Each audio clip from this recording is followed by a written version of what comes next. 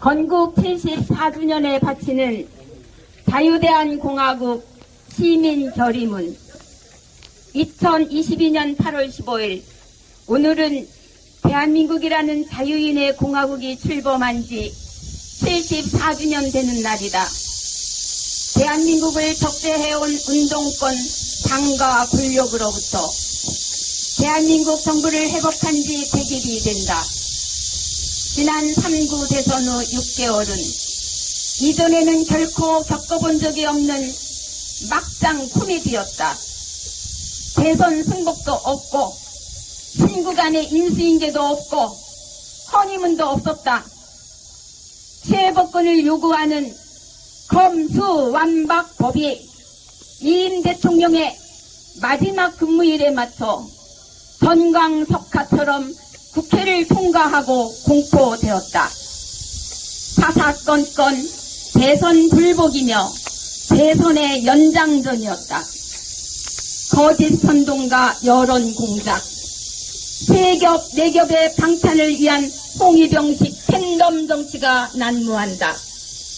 낙선한 후보와 전직 대통령, 여당의 젊은 대표가 보여주는 거짓말과 내로남불의 팬덤 쇼 정치는 한국 정치가 얼마나 깊게 전체주의 악령에 물들었는지를 보여주는 징표다. 한국 정치가 주권자인 국민의 감시와 심판을 더 이상 개의치 않게 된 것이다. 정치 선동과 여론 공작, 갈라치기 팬덤 정치만으로 얼마든지 지지 기반을 강화할 수 있고 제2의 촛불혁명과 같은 비자유주의적 민중구태타와 부정선거로 권력을 장악할 수 있다는 믿음과 정치 행태가 거대한 바오밤나무처럼 공화국을 뒤덮고 있다. 한국 정치의 주인공은 부패와 탐욕에 찌든 정치역자들이 아니다. 공화국 시민이다. 자유대한의 역사와 전통을 깊게 이해하고 건국과 전쟁, 산업화 민주화의 정치 역정 속에 대한민국의 기적을 가능케 한 삶의 원리와 양식을 이해하고 계승할 줄 알며 스스로가 1인 1표의 공화국 집권을 지닌 자유인으로 기꺼이 공화국을 지키고 가꾸는 탑군이 되겠다는 결심을 한 공화국 시민이 나라의 정치를 주관하는 주역이다. 지난 역사에서 위대한 국민은 있었지만 공화국을 구성하는 개인으로서 공화국 시민의 의식과 정신은 빈약했다. 공화국 시민이 출현하게 된 것은 대한민국이 3세대 만에 맞은 탄핵 정변이라는 변고 때문이었다.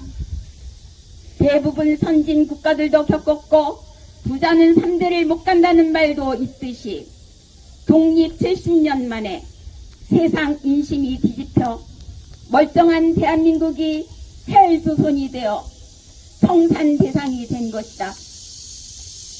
외침이 아니라 처음 겪는 외침이었다. 청산해야 할 국가는 남이 아니라 북에 있다는 사실을 잘 알고 체험해온 세력 세대를 중심으로 공화국 시민의식과 정신이 비로소 눈물과 탄식 속에 깨어나게 된 것이다. 대한민국의 역사와 전통, 상징들을 향해 바치는 기도와 눈물, 봄, 여름, 가을, 겨울, 하루도 멈춘 적이 없는 끈질긴 투쟁은 5년 만에 정부 회복이라는 작은 결실을 맺었다. 그러나 여기서 멈출 수 없다. 한순간에 끝날 싸움이 아니라 한 세대에 걸친 정신과 규범의 전쟁이라는 것은 지난 6개월의 정치 현실이 증명해 주고 있다. 1인 1표의 보통선거 제도를 훼손하고 부정선거를 제도화한 728 대법원 판결문이 사태의 심각성을 더해주고 있다. 공화국 시민들의 자발적인 파수꾼 의식과 실천은 나라가 지속 발전하고 북한 해방과 자유통일을 이룬 뒤에까지 멈출 수 없는 도도한 흐름이며 신냉전의 세계구도 속에서 신문명을 개척해 나가는 한국인의 정신적 지주임을 우리는 확신한다. 이에 우리는 건국의 원훈이시며 한국인의 스승이신 이승만 대통령 동상 앞에서 자유대한 공화국 시민으로서 이 날을 기념하는 우리의 각오와 결의를 밝힌다. 1. 우리는 나라의 기초를 뒤흔들며 증오와 배제의 양심을 전염시키는 전체주의 세력을 몰아내기 위해 자유공화국의 기본과 토대를 강화할 것을 결의한다. 이를 위해 결의한다.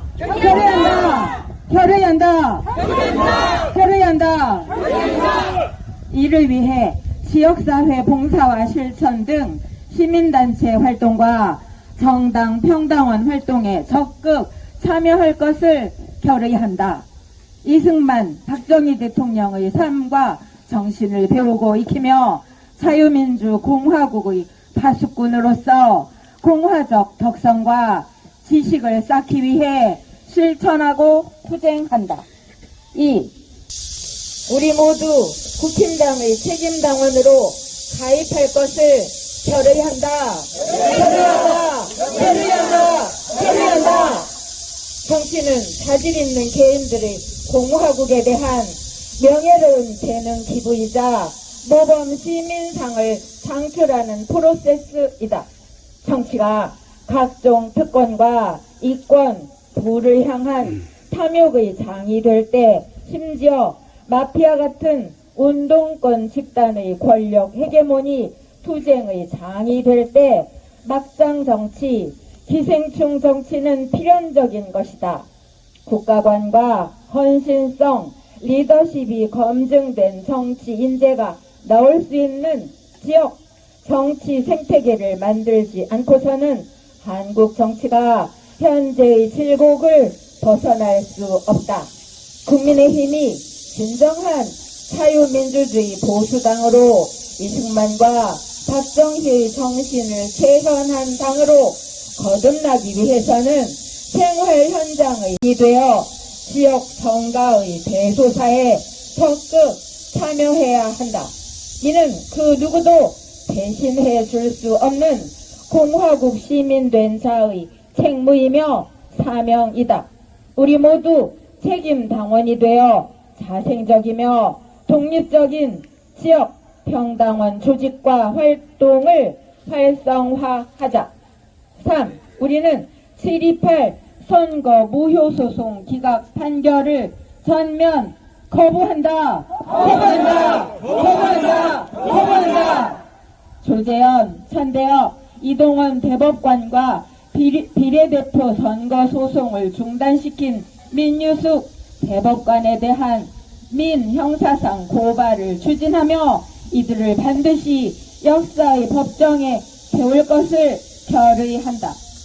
민주주의를 헌정에 끌어들인 2017년 촛불 탄핵 재판과 함께 이번 7.28 대법원 판결은 공화국의 존립 근거인 1인 1표의 국민주권에 대한 침탈을 제도적으로 허용한 최악의 판결로 두고두고 회자될 것이다. 이번 판결은 위 3인 대법관들이 재판관이 아니라 피고 선관위의 이해 당사자로서 판결한 것이다. 피고의 각종 증거 인멸과 자료 제출 거부를 방임하고 두둔하며 재판을 편파적으로 운영했으며 원고의 부정선거 입증 노력을 시종일관 방해했다. 그리고 피고가 져야 할 입증 책임까지 원고에게 뒤집어 씌우고 범인을 특정하지 못했다라는 이유로 기각 판결을 한 것이다. 이번 판결은 부정선거를 제도화한다는 점에서 매우 심각하다. 이미 전례가 있다. 투표관리관 관인과 QR코드 사용은 명백히 불법이며 선거 부정행위를 예방, 차단하기 위한 선거법 취지에 정면 배치된다. 그러나 대법관이 이를 판례로 제도화했다. 그 결과물이 검토에서 처음 발견된 이상 투표지들이었던 것이다.